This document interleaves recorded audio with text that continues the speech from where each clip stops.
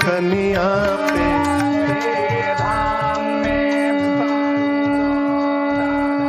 भारतवर्ष के हर कण कण में राम है, लेकिन गुलामी की मानसिकता इतनी हावी हो गई कि प्रभु राम को भी काल्पनिक घोषित किया जाने लगा।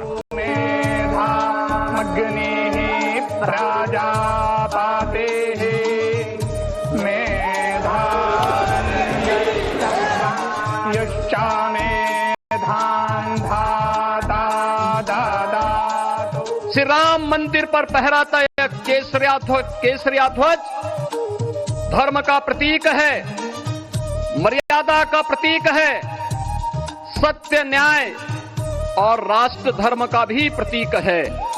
यह विकसित भारत की संकल्पना का प्रतीक भी है।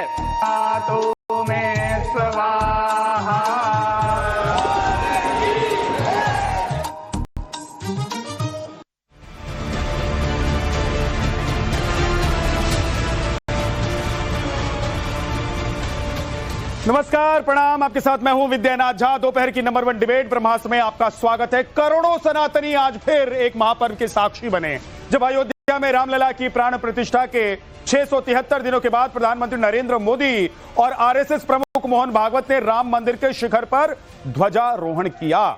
सुबह 11:50 पर अभिजीत मुहूर्त में बटन दबाते ही 2 किलो की केसरिया ध्वजा 161 फीट ऊंचे शिखर पर फहराने लगे। इसके साथ ही राम मंदिर संपूर्ण हो गया। इस दौरान पीएम मोदी भाव विभोर हो गए, धर्म ध्वजा को हाथ जोड़कर प्रणाम करते हुए दिखाई दिए। अपने संबोधन में पीएम मोदी ने कहा, आज सदियों के घाव भर गए, देश को गुलामी की मानसिकता से मुक्त करके ही रहेंगे।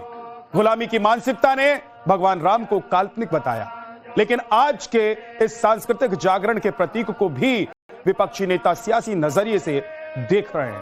प्रधानमंत्री नरेंद्र मोदी ने ये सारी बातें कही।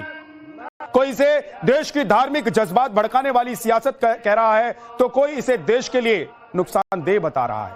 ये विपक्षी नेता कह रहे हैं।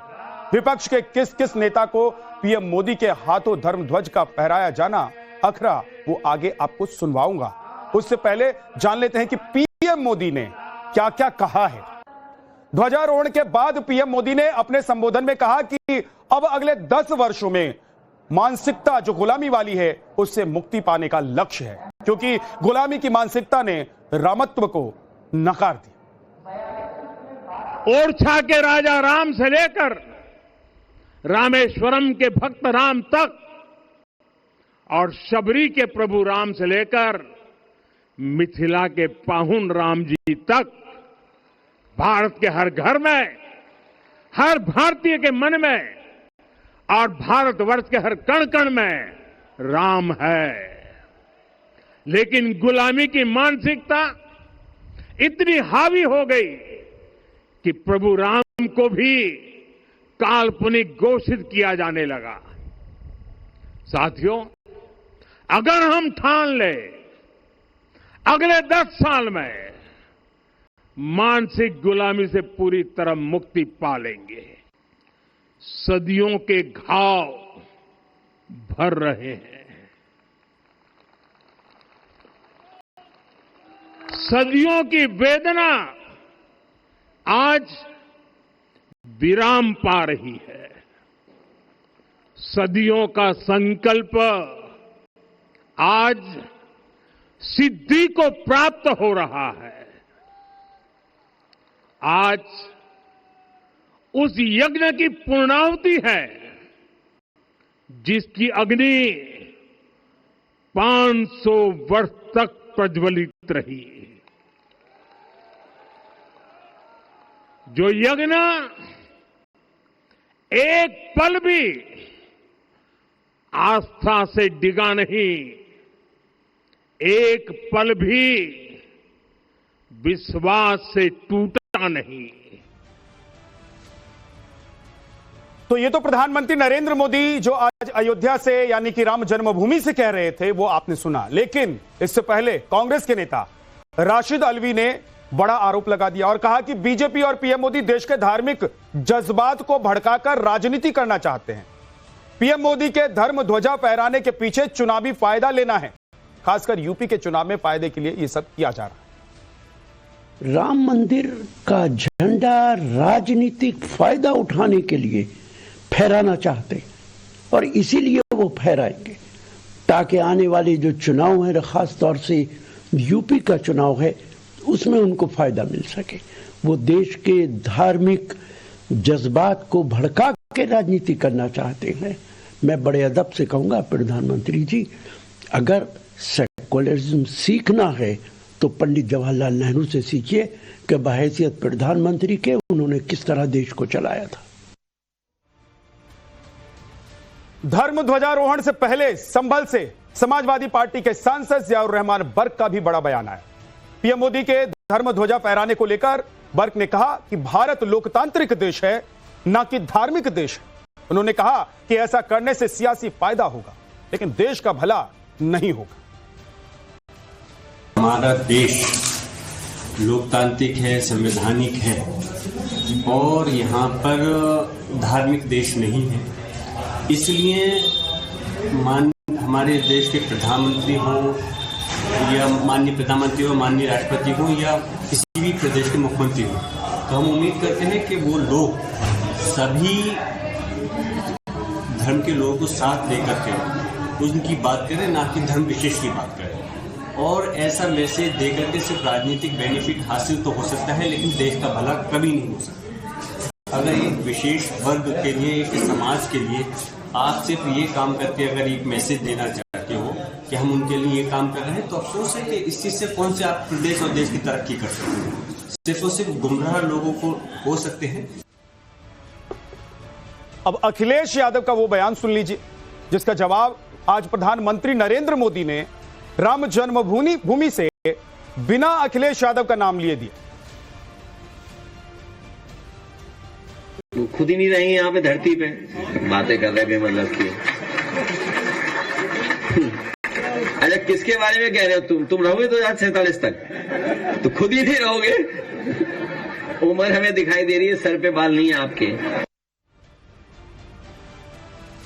अखिलेश यादव कह रहे हैं कि 2047 तक तुम खुद ही नहीं रहोगे, जिसके बारे में बात कर रहे हो वही नहीं रहेंगे। लेकिन प्रधानमंत्री नरेंद्र मोदी कह रहे हैं कि हम रहें या ना रहें, ये देश रहना चाहिए। आज उन्होंने राम जन्मभूमि अयोध्या से ऐसा ही कुछ कहा। उन्होंने कहा कि 2047 तक चाहे हम रहें ना रहें, लेकिन ये देश रहना चाहिए। उन्होंने कहा कि 10 साल के भीतर अगर हम प्रण ले लें तो गुलामी की मानसिकता से बाहर निकल सकते हैं। उन्होंने कहा कि वर्षों के घाव भर रहे हैं और आज पूर्णाहुति का दिन है। जो अग्नि 500 सालों से जल रही थी, उसमें पूर्णाहुति का आज दिन है। आज इसी पर बात करेंगे। एसएन सिंह बीजेपी के प्रवक्ता हमारे साथ हैं, सुजाता पांडे पॉलिटिकल एनालिस्ट हमारे साथ हैं, हमारे साथ साध्वी प्रज्ञा भारती हिंदू धर्म गुरु हैं, हमारे साथ प्रोफेसर डॉक्टर धर्मेंद्र यादव जी हैं, समाजवादी पार्टी के स्पोक्सपर्सन, और हमारे साथ डॉक्टर करण त्रिपाठी कांग्रेस के नेता हैं। इसके साथ ही प्रेम कुमार जी हमारे साथ हैं, वरिष्ठ पत्रकार। आप सभी का बहुत बहुत स्वागत है।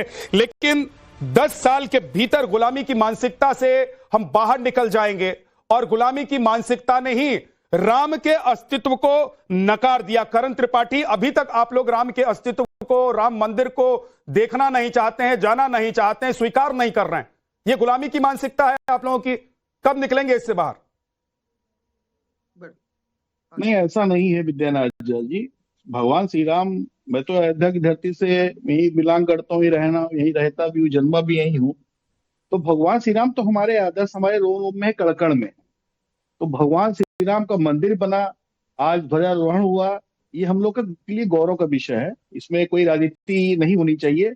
और रही बात मानसिकता की गुलामी की, अगर आप जो बात कर रहे हैं, मानसिकता की गुलामी, मोदी जी के जो भाजपा के जो लोग हैं, जब प्राण प्रतिष्ठा हुई, मंदिर पूर्ण नहीं हुआ था, तो ऐसी जल्दी में उन्होंने प्राण प्रतिष्ठा की क्या आवश्यकता थी, उसका हम लोगों ने विरोध किया। चारों शंकराचार्य भी नहीं आए थे, कई लोग को उन्होंने नहीं बुलाया था निमंत्रण में। तो आप लोग कब ये रोना छोड़ेंगे भाई? अरे मेरी बात तो करण जी, ये रोते रोते आप लोगों के कपड़े गीले हो गए होंगे, लेकिन रोना नहीं बंद हो रहा है आप लोगों का। नहीं, रोना किस चीज का रोना? उसको बुलाया, इसको बुलाया, हमको नहीं बुलाया। अरे दर्शन करने जाना है, किसी से पूछ के जाएंगे क्या? वैसे तो कहते हैं कि ये निजी मामला होता है, धर्म निजी मामला है। एक मिनट, इसके लिए हमको किसी का इनविटेशन की जरूरत नहीं। कोई कहे कि चलो मेरे साथ राम मंदिर, चलो रामलला के दर्शन करेंगे, तो कहेंगे कि नहीं भाई आपके कहने से क्यों जाएं? अरे भाई हमारे कहने से मत जाइए, तो रो क्यों रहे हैं? कह रहे हैं कि ये राजनीतिक फायदा मिल जाएगा। आपके ही नेता हैं राशिद अलवी, कह रहे हैं कि राजनीतिक फायदा उठाने के लिए कर रहे हैं, धार्मिक जज्बात को भड़का रहे हैं। विद्यानाथ जी, राजनीतिक फायदे के लिए पार्ट प्रतिष्ठा की गई, तो आप भी जानते हैं उसका राजनीतिक फायदा कितना इनको मिला, वो आपको पता है। आप उठा लेते भाई, आप लोगों ने क्यों नहीं उठाया? तो मेरी बात, आप इंतजार कर रहे थे मोदी जी योगी जी आएंगे तो ये राजनीतिक फायदा उठाएंगे और हम इनको कोसेंगे। हार चुकी है, उनका कोई सांसद भी नहीं जीता, आपको भी पता है। राजनीति करिए ना आप, राजनीति करते आए हैं हम हमेशा मंदिर मस्जिद, हमेशा हिंदू मुसलमान की राजनीति आप करते आए हैं, तुलसी की राजनीति आप लोग करते आए हैं, भाजपा लोग करते आए हैं। निकल गया है इसको, कांग्रेस ने कभी इस तरह का कार्य नहीं किया। ठीक है, जल्दी से एसएन सिंह जी किया। एसएन सिंह जी, क्या राजनीतिक फायदा उठाने के लिए, धार्मिक जज्बात को भड़काने के लिए आज धर्म ध्वज की स्थापना करने के लिए खुद प्रधानमंत्री अयोध्या पहुंचे थे? विद्यानाथ जी, अगर राम नीति राजनीति है तो मुझे लगता है कि इससे सुंदर नीति हो ही नहीं सकती है। जहां जटायु के राम है, जहां सबरी के राम है, जहां निषाद के राम है, जहां बंदर भालू के राम है, जहां सर्वे भवन सुखिनों का नारा दिया जाता है, जहां धर्म ध्वज फहराया जाता है, जहां भारत की आस्था का केंद्र जो है वो 500 साल के संघर्षों के बाद पूर्णविराम लगता है। निश्चित तौर पे ऐसी राजनीति तो होनी चाहिए। इसी राजनीति में क्या दिक्कत है भाई? बहुत सारे लोग 5 बार अगर कहते हैं कि सिर्फ मेरा वाला बड़ा है तो किसी को आपत्ति नहीं है, हम चादर बेचते हैं तो किसी को आपत्ति नहीं है, लेकिन अगर धर्म ध्वज फहरा जाएगा चूंकि वो धर्म का ध्वज है तो तकलीफ हो रही है। तो ऐसे लोगों को तो तकलीफ पहले भी हुई थी भाई। 500 साल कोई फरिश्ते आके थोड़े ना लड़ाई लड़े थे। यहीं की बहुत सारी ऐसी विचारधाराएं थी जो नहीं चाहती थी राम का मंदिर बने, लेकिन इसी से को कहा जाता है ना कि भारत के संकल्प की सिद्धि का समय है। जो संकल्प भारत के लोगों ने लिया था आज वो पूरा हो गया। राम का अस्तित्व वो भारत में नहीं रहेगा तो क्या कहीं किसी और देश में रहेगा। और तीसरी बात मैं कह रहा हूं कि भाई हमारी दादी तो 90 साल की है, हमारी माता जी 70-75 साल की, उनको तो कोई नहीं बुलाया, वहां पे गए। भगवान में अगर आपका आस्था है तो आप जाइए ना, आप अनर्गल प्रलाप क्यों कर रहे हैं? बहुत सारे जगह जाते हैं, आपको सफेद सेवई खाने में और सफेद टोपी पहनने में तकलीफ नहीं है, लेकिन भगवान राम का मंदिर बन जाएगा तो आपको तकलीफ हो जाएगी। और मैं कह रहा हूं पूरी दुनिया जानती है कि भारत जो है वो राम का देश है, कृष्ण का देश है, शंकर का देश है। तो अगर भगवान राम कृष्ण के जितने अनुयायी है, भगवान राम कृष्ण को मानने वाले 140 करोड़ भारतीयों का सीना आज गर्व से फूल रहा है, तो मुझे नहीं लगता है कि भारत में रहने वाला कोई भारत की विचारधारा डॉक्टर धर्मेंद्र यादव जी तकलीफ कर रहा होगा। 1947 में आप रहें, हम रहें, न रहें, लेकिन ये देश तो रहेगा। कि आप लोगों को लग रहा है कि आज फायदे के लिए 1947 तक क्यों सोचना? और प्रधानमंत्री कह रहे हैं कि भाई हम रहे ना रहे, लेकिन ये धर्म ध्वज रहेगा, ये देश रहेगा, और आज जो हम कर रहे हैं इसका रिफ्लेक्शन भी रहेगा। विद्यानाथ जी, 75 साल पहले देश नहीं था, देश गुलाम था, और भारतीय जनता पार्टी के पूर्वजों का कोई योगदान नहीं है जो देश को आजाद कराएगा। ये बात अलग है कि 1000 साल 10,000 साल पहले भी धर्म था, 10,000 साल बाद भी धर्म रहेगा। मोदी जी रहें चाहे ना रहें, धर्म पे उसमें कोई फर्क नहीं पड़ता। उसमें आप लोगों की आहुति क्या होगी? जब लोग याद करेंगे, धर्मेंद्र जी, जब लोग याद करेंगे कि भाई राम मंदिर बना, जब लोग याद करेंगे कि वहां पर धर्म ध्वज फहराया गया, तो आप लोगों की आहुति के तौर पर क्या याद किया जाएगा? बताइए। विद्या जी, आपने एसएन सिंह साहब को अनइंटरप्टेड कम से कम 3 मिनट बोलने का मौका दिया। बिल्कुल आपको भी दे। मेरा 2 सेंटेंस कंप्लीट नहीं हुआ, आप बीच में आ गए। ठीक है, बोलिए। मैं ये कह रहा हूं कि धर्म ध्वजा 1000 साल पहले भी फहर रही थी, आज भी फहर रही है, और 1000 साल बाद भी फहरती रहेगी। इसमें मोदी का कोई योगदान नहीं कि मोदी की वजह से धर्म ध्वजा फहर रही है। रही बात धर्म के मानने वाले और धर्म के जो अनुयायी हैं, और धर्म का जिसपे एक तरह से धर्म को रक्षा करने का अधिकार है, वो शंकराचार्यों का ये पूरा देश जानता है। तो अगर मोदी जी अपने आप को कहते हैं मैं नॉन बायोलॉजिकल हूं, तो धार्मिक आयोजन में कोई मुख्य अतिथि बन के वो क्या बताना चाहते हैं? मर्यादा पुरुषोत्तम भगवान राम से बड़े तो नहीं हो जाएंगे। मर्यादा पुरुषोत्तम भगवान राम के आदर्शों पर अगर चलते तो शायद हो सकता बड़े हो सकते थे, लेकिन हम धर्म की स्थापना कर रहे हैं तो मर्यादा पुरुषोत्तम भगवान राम के आदर्शों की भी बात कर लें, उसमें चलने की भी बात कर लें। मर्यादा पुरुषोत्तम भगवान राम का जो सबसे बड़ा और पहला आदर्श था, वो गृहस्थ जीवन को जी करके एक उच्चतम आदर्श स्थापित किया पूरे समाज में, और उस समाज को एक दिशा देने का काम किया मर्यादा पुरुषोत्तम भगवान राम ने। आज मैं एसएन सिंह साहब से जानना चाहता हूं कि भारतीय जनता पार्टी के जो सबसे बड़े नेता नरेंद्र मोदी जी हैं, क्या उन्होंने गृहस्थ जीवन को जिया? क्या मर्यादा पुरुषोत्तम भगवान राम के पहले आदर्श को जिया? अगर वो जीकर नहीं दिखा सकते हैं तो कौन से आदर्श की बात करते हैं, कौन से धर्म की बात करते हैं, कौन से समाज की बात करते हैं, कौन से देश और राष्ट्र की बात करते हैं? ये दोगले 10 सेकंड बोल लीजिए एसएन सिंह साहब, उसके बाद साध्वी प्रज्ञा भारती जी। विद्यानाथ जी, हो सकता है कि समाजवादी पार्टी को ना दिखाई दे रहा हो, कोई गहरा चश्मा लगा रखे हो किसी धार्मिक तुष्टीकरण का। कहां धर्म ध्वज फहरा रहा था भैया? आप तो कहते थे परिंदे पर नहीं मार सकते हैं।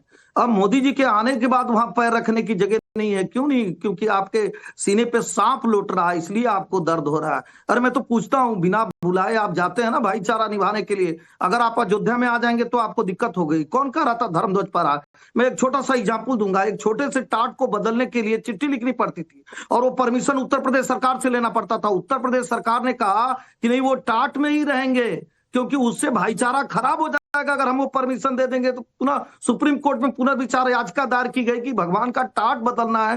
तो आप सोचिए, जो राम भक्तों, निहत्थे राम भक्तों पर गोली चला सकते हैं, जो भगवान राम को हवा में उड़ा सकते हैं, उनकी नींद तो आज खराब ही होगी। उनको थोड़े ना अच्छा लग रहा होगा रघुकुल रीत सदा चलाई, प्राण जाए पर बचन न जाए। जब सौगंध लिए राम भक्तों ने कि सौगंध राम की खाते हैं, मंदिर वही बनाएंगे, आज जो वो पूरा हो रहा है तो निश्चित तौर पर दर्द हो रहा है। दर्द तो ठीक है। 10 सेकंड धर्मेंद्र जी।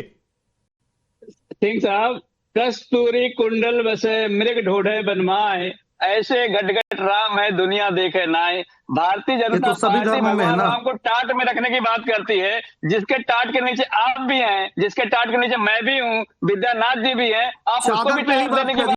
यही बात चादर पे कह दीजिए, यही बात चादर पे कह दीजिए कि जो चादर चढ़ाने के लिए भेजते हैं, नहीं है कि मर्यादा जो चादर भेजते हैं उस पर भी यही बात कह दीजिए कि वो उनके टाट के नीचे, तब तो उनके टाट के नीचे पूरी दुनिया है। आपको धर्म ध्वज में भाईचारा नहीं दिख रहा है, लेकिन जब चादर पूरे देश से जाता है तब आपको भाईचारा दिखता है। जनता पार्टी की सबसे बड़ी समस्या सफेद टोपी में भाईचारा। एक सेकंड एसएन सिंह जी रुक जाइए एसएन सिंह प्लीज रुक जाइए। धर्मेंद्र जी रुक जाइए। देखिए, सब तो ऊपर वाले के टाट के नीचे ही है, उसके छत के नीचे ही है, लेकिन क्या यही सोचकर आप अपने लिए महल नहीं बनाते हैं? क्या अपने बच्चों के लिए महल बनाने के लिए पूरी कोशिश नहीं करते हैं जीवन भर? और अगर यही सोचकर जीना है कि सब कुछ तो ऊपर वाला कर ही रहा है, उसके टाट के नीचे रहना ही है, पैदा किया है तो खाने को कुछ मिल ही जाएगा, तो फिर घर से बाहर सुबह सुबह उठकर नहा धोकर क्यों निकलते हैं धर्मेंद्र जी? और अगर निकलते हैं अपने लिए महल बनाने की सोचते हैं, अपना भविष्य संवारने की सोचते हैं, तो प्रभु श्री राम के लिए अगर एक महल बनाने की सोच लेते तो आज बीजेपी को, जिसको आप लोग कहते हैं कि क्रेडिट ले गई, जिसको आप कह रहे हैं कि धार्मिक जज्बात को भड़काने की कोशिश है, जिसको लेकर आप लोग कह रहे हैं कि ये धार्मिक फायदा उठाने की कोशिश कर रहे हैं, चुनाव आने वाले हैं, इसलिए वो कहने की जरूरत नहीं पड़ती। साध्वी प्रज्ञा भारती, क्या धार्मिक जज्बात को भड़काने के लिए प्रधानमंत्री नरेंद्र मोदी आज वहां पहुंचे हैं? 2026 में जो 27 में जो उत्तर प्रदेश में और 26 में जो बंगाल में चुनाव होने वाले हैं, उसके लिए प्रधानमंत्री पहुंचे हैं? या धर्म की स्थापना में आज आखिरी पूर्णाहुति का दिन था धर्म ध्वज के रूप में, उसके लिए वो पहुंचे और ये बात गुलामी की मानसिकता वालों को अखर रही है, जैसा कि प्रधानमंत्री नरेंद्र मोदी ने कही है? विद्या जी, सबसे पहले तो हार्दिक शुभकामनाएं आज के इस सुंदर दिवस की, ध्वजारोहण के दिवस की। आज का दिन सिर्फ अयोध्या का नहीं, आज का दिन पूरे भारतवर्ष के उत्सव का दिन है। अब आज आते हैं ध्वजारोहण पर। राजनीतिक ये जो चर्चा हो रही है, अगर राम मंदिर का ध्वज फहराना राजनीति है तो करोड़ों लोगों की आस्था का सम्मान भी क्या राजनीति कहलाएगा? आप देखिए, ध्वजारोहण राजनीतिक कार्यक्रम नहीं, शास्त्रीय अनुष्ठान है। ये वैदिक परंपरा का हिस्सा है, मंत्रों से, आचार्यों से, शास्त्रों के अनुसार हुआ है। राम मंदिर किसी पार्टी का नहीं है, राम मंदिर पूरे राष्ट्र का है। लेकिन हाँ, इसका जो सेहरा है वो मोदी जी और योगी जी के सर अवश्य बंधेगा, क्योंकि इनके पास भी अवसर था, इन्होंने नहीं किया। सपा ने तो कार सेवकों पर गोली चलाई है, ये तो ऐसी बातें करेंगी, स्वाभाविक है विद्या जी इनकी ये बातें करना। ये वो लोग हैं जिन्होंने सनातन धर्म का घड़ी घड़ी अपमान किया है। इनकी पार्टी में जब रामचरितमानस की प्रतियों को फाड़ा गया तो उस व्यक्ति का प्रमोशन कर दिया गया। ये तो वो पार्टी है, ये वो पार्टी है जब राम मंदिर के अवतार की बात, राम मंदिर के इनवाइट की बात की जाती है, आमंत्रण की बात की जाती है, तो ये कहते हैं हमें तो आमंत्रण नहीं मिला। लेकिन आज सुबह के लिए यादव जी ट्वीट करते हैं कि एक जो केदारेश्वर मंदिर वो बना रहे हैं उसके बाद हम जाएंगे। तो अब तो कम से कम सपा को स्वीकार कर लेना चाहिए। अब सपा की उस पर राजनीति कर रही है। अब जब आप एक बात आज निर्माण कर रहे हैं तो राजनीति नहीं। प्रधानमंत्री नरेंद्र मोदी ने एक बात और कही, और मुझे लगता है कि शायद वो विपक्षी पार्टियों के लिए या विपक्षी नेता जो राम मंदिर नहीं गए हैं या नहीं जाना चाह रहे हैं अभी, उनके लिए उन्होंने कही कि उन्होंने कहा कि ये जो ध्वज है इसका मतलब ऐसे भी समझिए कि अगर आप किसी कारणवश मंदिर में आकर रामलला के दर्शन नहीं कर पा रहे हैं तो दूर से ही, लखनऊ से ही इस ध्वज को प्रणाम कर लीजिए, या जहां से इस ध्वज को आप देख पा रहे हैं वहीं से इस ध्वज को प्रणाम कर लीजिए, आपको आशीर्वाद मिल जाएगा। तो यह भी एक मौका है, लेकिन खुलकर इसको भी स्वीकार विपक्षी पार्टियां करेंगी या नहीं करेंगी। मैं धर्मेंद्र यादव जी के पास जाऊंगा, क्योंकि धर्मेंद्र यादव जी को लेकर आपने सवाल उठाए, समाजवादी पार्टी को लेकर सवाल उठाए, लेकिन इस बीच ध्वजारोहण समारोह में अयोध्या से सपा सांसद अवधेश प्रसाद को नहीं बुलाने पर कांग्रेस सांसद इमरान मसूद ने बयान दिया है। उन्होंने कहा है कि अवधेश प्रसाद को इसलिए नहीं बुलाया गया क्योंकि वो दलित हैं। अब यहां पर भी एक विक्टिम कार्ड खेल दिया गया है, समाजवादी पार्टी के सांसद को नहीं बुलाया गया। कांग्रेस के नेता और सांसद इमरान मसूद कह रहे हैं कि ये इसलिए नहीं बुलाया गया क्योंकि वो दलित हैं। सोच लीजिए। ऐसा है भाई, दलित हैं वो, इसलिए नहीं दिया होगा। अब ये तो बड़ी दुर्भाग्य है, लोकल सांसद को प्रधानमंत्री आ रहे हैं और प्रधानमंत्री के आगमन पर लोकल सांसद को भी निमंत्रण ना हो, इससे ज्यादा दुखदाई क्या हो सकता है। और अगर प्रधानमंत्री जी की हैसियत से प्रधानमंत्री जी आ रहे हैं, क्योंकि प्रधानमंत्री जी तो प्रधानमंत्री की हैसियत से आएंगे ना, तो सबसे पहला तो हक वहां के सांसद का है, लेकिन वो दलित है इसलिए उसको बुलाया नहीं। अब इन मान्यों के बयान पर आप क्रोध और कुंठित होने की जगह यह भी सोच लीजिए कि ये वही लोग हैं जो कहते हैं कि एक देश एक कानून नहीं चाहिए, जो कहते हैं कि हमारा धर्म हमारे देश से पहले है, धर्म है तो देश है और देश बाद में, धर्म पहले। हमारे सारे जो कानून हैं, पर्सनल लॉज हैं, वो रहने चाहिए, उसको आप नहीं छेड़ सकते हैं। लेकिन यही लोग कह रहे हैं कि ये देश धार्मिक नहीं है, संवैधानिक है, और विक्टिम कार्ड खेलते हैं कि बुलाया नहीं गया।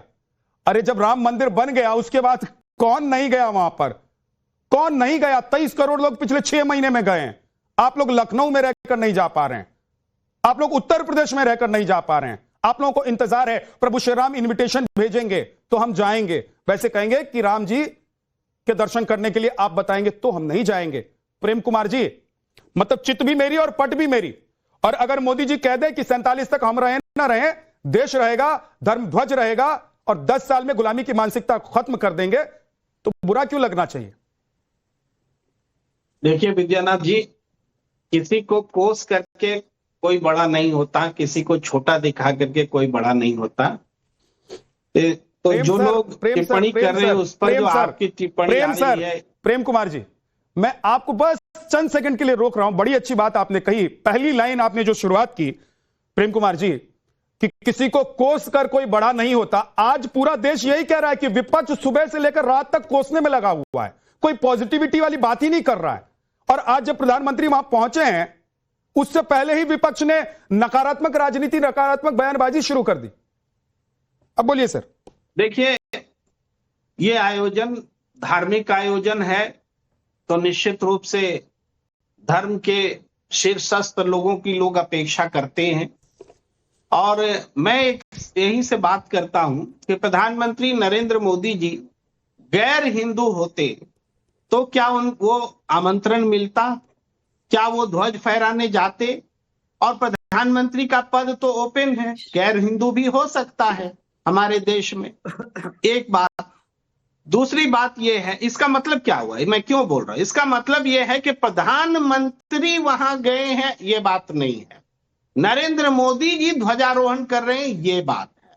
ठीक है, प्रधानमंत्री तो कोई भी हो सकता है। मान लीजिए जैसे राष्ट्रपति दलित हैं, अभी गवई जी एक दिन पहले तक सीजेआई थे, तो वो हो सकता है उनको नहीं बुलाया जाए, वो ध्वजारोहण न करे। ये हिंदू धर्म की संरचना ऐसी है, नहीं बुलाया जाता है राष्ट्रपति जी को, बाद में जाती है, सेरेमोनियल समय में नहीं जाती है, नहीं रहती है। लेकिन प्रधानमंत्री के तौर पर नरेंद्र मोदी जी, सुन लीजिए, इसलिए जा रहे हैं चूंकि वो संघ और भाजपा के साथ जुड़े हुए हैं, जिनका दावा है कि उन्होंने राम मंदिर आंदोलन चलाया है, जिनका दावा है कि इसी वजह से उनको ध्वजारोहण का अधिकार मिलना चाहिए। मोहन भागवत भी इसी वजह से वहां प्रस्तुत होते हैं, वरना क्या अधिकार था? यहाँ इतने सारे शंकराचार्य और तमाम हिंदू धर्म के बड़े वरिष्ठ लोग होते हैं, उनसे तो ध्वजारोहण कभी नहीं कराने की सोची जाती है।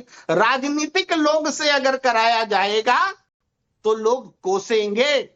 जी प्रधानमंत्री गए हैं तो आप कह रहे हैं प्रेम कुमार जी कि वो प्रधानमंत्री के तौर पर नहीं गए हैं, वो नरेंद्र मोदी के तौर पर गए हैं। लेकिन आप ठीक इस सेंटेंस के बाद वकालत कर रहे हैं कि राष्ट्रपति को भी वहां होना चाहिए, फलाना को भी वहां बुलाया जाना चाहिए, उनसे ध्वजारोहण कराना चाहिए। तो पहले तो क्लियर कर लीजिए प्रेम कुमार जी कि भाई आप लोगों को सिर्फ दिक्कत नरेंद्र मोदी से है, आप लोगों को प्रधानमंत्री से दिक्कत नहीं है, आप लोगों को नरेंद्र मोदी से दिक्कत है। और नरेंद्र मोदी योगी से दिक्कत इसलिए है क्योंकि जो आप लोग सोच नहीं रहे थे, जो लोगों को लग रहा था, करोड़ों राम भक्तों को लग रहा था कि शायद ये साकार हो पाएगा सपना कि नहीं हो पाएगा, वो सपना साकार हो गया। आज पूर्णाहुति हो गई, जब ध्वजारोहण हो गया वहां पर, धर्म ध्वज लहरा रहा है वहां पर, तो आप लोगों को लग रहा है कि मोदी को कोसो। सर मैंने आपके बोलने से, आपके बोलते ही स्टार्टिंग में कहा था कि नकारात्मक चीजों को, बयानों को, राजनीति को आप लोग स्वीकार नहीं कर रहे हैं। एक सेकंड रुक जाइए, सुजाता पांडे जी एक लाइन का काउंटर देने दीजिए। बोल लीजिए सर, बोलिए प्रेम कुमार जी, बोलिए। मैं कह रहा हूँ नकारात्मक कौन है? इसी पैनल में समाजवादी पार्टी नहीं कोसा जा रहा है क्या? एक सेकंड एसएन सिंह जी रुक जाइए प्लीज। कौन निगेटिव है? एक छोटा सवाल, ठीक है 10 सेकंड एसएन सिंह जी बोलिए। एक छोटा सा सवाल प्रेम जी से पूछना चाहूंगा। करोड़ों करोड़ों दर्शक दिख रहे हैं, इन्होंने कहा कि अगर आदरणीय प्रधानमंत्री जी उस धर्म के नहीं होते तो वहां नहीं जाते। तो मैं प्रेम जी से पूछना चाहता हूं, जिस धर्म की पैरोकारी कर रहे हैं, क्या ये मान रहे हैं, जो लोग कहते हैं कि हम जो है सजदा नहीं करते हैं दूसरे भगवान की, अब ये मान रहे हैं कि वो लोग गलत करते हैं, उनको आके सजदा करना चाहिए? ऐसा प्रेम जी थोड़ा के चैनल पर बता के बोलिए सर, जल्दी से। मैं जल्दी से फटाक से। देखिए एसएन सिंह साहब, आप हिंदू धर्म का अस्तित्व जो है ना मुसलमान को गाली देकर नहीं है। इस्लाम धर्म से पहले से हिंदू धर्म है, आप धर्म इस्लाम से पहले से हिंदू धर्म है, आपने धर्म, इसलिए मुस्लिम इस्लाम धर्म में आप बोलने नहीं देंगे, आप क्यों डिस्टर्ब कर रहे हैं? जैसे सनातन के लोग please SN Singh ji overlap मत कीजिए, प्लीज बोलने दीजिए, उनको कंप्लीट करने दीजिए एसएन सिंह जी, उसके बाद बोलिएगा। जी मैं ये एकदम सिंपल सी बात कह रहा हूं, हिंदू धर्म जो है इस्लाम से पहले का धर्म है।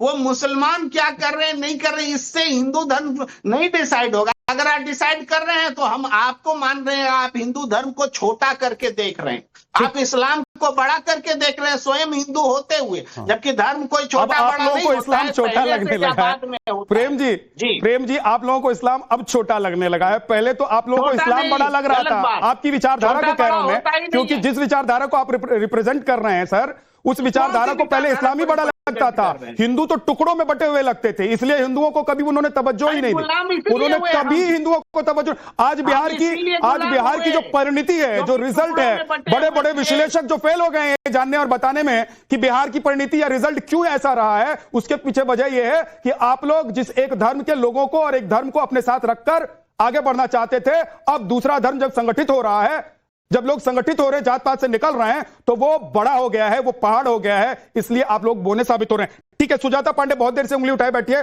बोलना चाहते हैं। सुजाता जी बोलिए। देखिए, मैं एक राजनीतिक विश्लेषक हूँ, तो इस हिसाब से इलेक्टोरली आप जो कह रहे थे ना, उसको मैं समझाती हूँ। इस देश में विपक्ष जो है, इसके पास सिर्फ इनसिक्योरिटी बची है, कोई आइडियोलॉजी नहीं बची है। क्योंकि जो अब है, अब जब ये हायर वोटर टर्नआउट है, जो कि 60% 70% आगे टर्नआउट हो रहा है, तो इसमें कोई भी समीकरण, चाहे वो MY हो या फिर वो एंटी हिंदू नैरेटिव करके इलेक्शन नहीं जीता जा सका, अगर हम चुनाव की स्पेसिफिक देखते हैं तो। और जहां तक बात आज के ध्वजारोहण की, तो मुझे लगता है कि ये कोई आज रिलीजियस या कल्चरल ये इवेंट था ही नहीं, ये तो एक सिविलाइजेशनल इवेंट था भाई, जहां पे भारत ये रिक्लेम कर रहा है कि वो कोई यंग स्टेट नहीं है, वो एक ऐसा एंशिएंट सिविलाइजेशन स्टेट है जो आज यंग है और उसी मुखरता से अपनी बात को वो उठा रहा है। दूसरा, जो यहाँ पे लोग बात कर रहे थे कि भाई ये तो ध्वज जो है ये 500 साल पहले भी था, धर्म तो 500 साल पहले था। हाँ, धर्म भी था, लेकिन अधर्मी भी थे, ध्वज भी था, ध्वज को उठाकर भागने वाले राक्षस भी थे। तो अब आप ये डिसाइड कर लीजिए कि आप उनमें से कहा जाते हैं। दूसरी बात जो कि विपक्ष क्या भूल गया है कि वो अब अपीजमेंट का एरा नहीं रह गया है। आप क्या भूल गए कि राम जो है किसी सिर्फ हिंदुओं के नहीं है, किसी वर्ग विशेष के नहीं है, राम इस देश के सिविलाइजेशनल ग्लू है।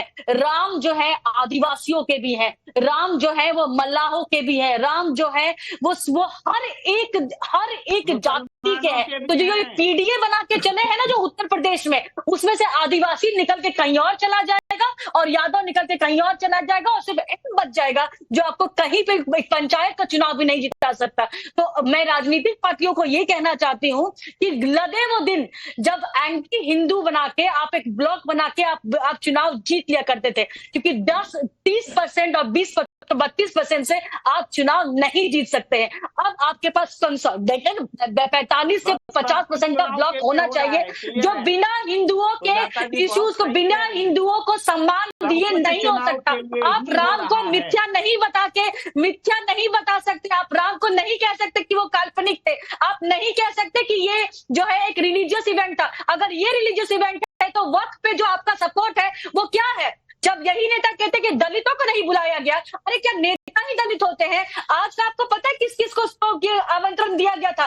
पिछड़े सारे ईबीसी को दिया गया था, सारे आदिवासियों को बुलाया गया था, सारे मल्लाहों को बुलाया गया था, सारे निषादों को बुलाया गया था। मुझे लगता है कि जनता को पहला अधिकार होता है, सांसद को अधिकार नहीं होता उस जगह के किसी चीज में करने के, क्योंकि जनता ही सरकार बनाती है और सरकार गिराती है। तो ये भ्रम में मत रहिए, ये भ्रम में मत रहिए कि सांसद है तो बाहर जाए तो जाएगा।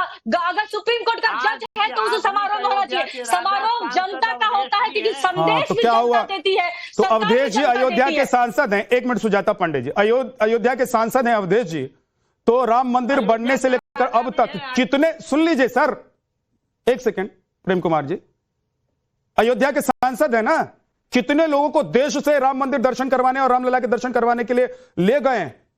कितनी बसें उन्होंने चलवाई हैं? कितने दलितों को रामलला के दर्शन करवाए हैं? इसका डेटा मुझे दीजिएगा। एक सेकंड, नहीं धर्मेंद्र जी, वो भी सबको लेके आ जाते। हाँ नरेंद्र मोदी वही ना, इनविटेशन पर ही लेकर आएंगे, खुद से नहीं जाएंगे। इसीलिए मिल्कीपुर हारे। आप लेसन नहीं लेते। भाजपा क्यों जीत, भाजपा चाहेगी कि प्रेम कुमार जैसे और बाकी जो धर्मेंद्र यादव जैसे लोग हो और वो ऐसी बातें करे। वो चाहती है कि अखिलेश यादव हिंदुओं का एंटी नैरेटिव बनाए, वो राम मंदिर का बहिष्कार करे ताकि विपक्ष। आपका टर्न खत्म हो गया। सुजाता जी रुक जाइए, धर्मेंद्र जी बोलिए, धर्मेंद्र जी बोलिए। मर्यादा पुरुषोत्तम भगवान राम एक जीवन जीने के आदर्श हैं। बहन जी को जैसे मौका मिला मर्यादा पुरुषोत्तम भगवान राम के इस आयोजन में राजनीति घुसेड़ दिया, क्योंकि इनको इसलिए भेजा गया है। इनकी समस्या ये नहीं है, इनको जिसलिए भेजा गया वही करेंगी। मर्यादा पुरुषोत्तम भगवान राम ने जब देखा कि अयोध्या में भारतीय जनता पार्टी एक ऐसे समाज को बनाना चाहती है जिससे देश विघटित हो जाएगा, तो उन्होंने समाजवादी पार्टी को अपना आशीर्वाद दिया और समाजवादी पार्टी के सांसद अयोध्या से चुनाव जीत करके आए। वहां की जन भावनाओं को अगर आप नहीं समझती हैं, नरेंद्र मोदी का जो अपना मन मत है, जनमत से अगर ऊपर आप समझती हैं, तो इसका मतलब आप ना धर्म को मानती हैं, ना लोकतंत्र को मानती हैं, ना इस देश के फैब्रिक को समझती हैं, ना समाज के आप फैब्रिक को समझती हैं। आप तोड़ने के अलावा जोड़ने की बात कर नहीं सकती हैं। और इससे बड़ा धर्म आपके लिए कुछ नहीं हो सकता है। अगर मानवता में विघटन डालोगी, मानवता को खत्म करने की बात करोगी, तो आप धर्म नहीं। बस आखिरी 30 सेकंड बचा हुआ है, आखिरी 30 सेकंड बचा हुआ है। धर्मेंद्र जी अच्छी बात है, आप मानवता धर्म की बात कर रहे हैं। साध्वी प्रज्ञा जी आखिरी 30 सेकंड, लास्ट कमेंट आपसे चाहता हूं कि राजनीति, धर्म या ये सामाजिक सांस्कृतिक कार्यक्रम जो प्रधानमंत्री नरेंद्र मोदी आज अयोध्या में थे। देखिए, ये एक सामाजिक सांस्कृतिक कार्यक्रम है, इसका राजनीति से कोई लेना देना नहीं है, बल्कि देश के युवाओं को बहुत अच्छा एक संदेश मिला है। पूरे ग्लोबल प्लेटफॉर्म पर आज युवा अपनी पहचान पर गर्व कर रहा है, अपनी जड़ों से शक्ति ले रहा है और सनातन मूल्यों को आधुनिकता का आधार मानता है। तो आध्यात्मिक विरासत कमजोरी नहीं, शक्ति है। भारत आध्यात्मिक शक्ति बनने जा रहा है। और अगर इस शक्ति से बीजेपी आगे बढ़ रही है तो एक मौका विपक्षी पार्टियों के पास 2014 से पहले था और एक मौका आज भी है, क्योंकि ये देश और यहां के लोग, यहां की जनता राजनीतिक पार्टियों को बार बार मौका देते रहे हैं। मौका अगर आप इसे समझ रहे हैं तो आप इस मौके को हथिया सकते हैं, मैदान में उतरकर कह सकते हैं ये ध्वज मेरा भी है, ये राम मंदिर मेरा भी है, रामलला मेरे भी हैं। जो हुआ सो हुआ, भूल जाइए। आज वो सारे भक्त लोग हमारे साथ हैं और हम उनके साथ हैं जो रामलला के दर्शन करने आएंगे। बहुत बहुत शुक्रिया आप सभी मेहमानों का हमारे साथ जुड़ने के लिए। ब्रह्मास्त्र में इतना ही, छोटा सा ब्रेक, फौरन लौटेंगे नव भारत पर खबरें जारी।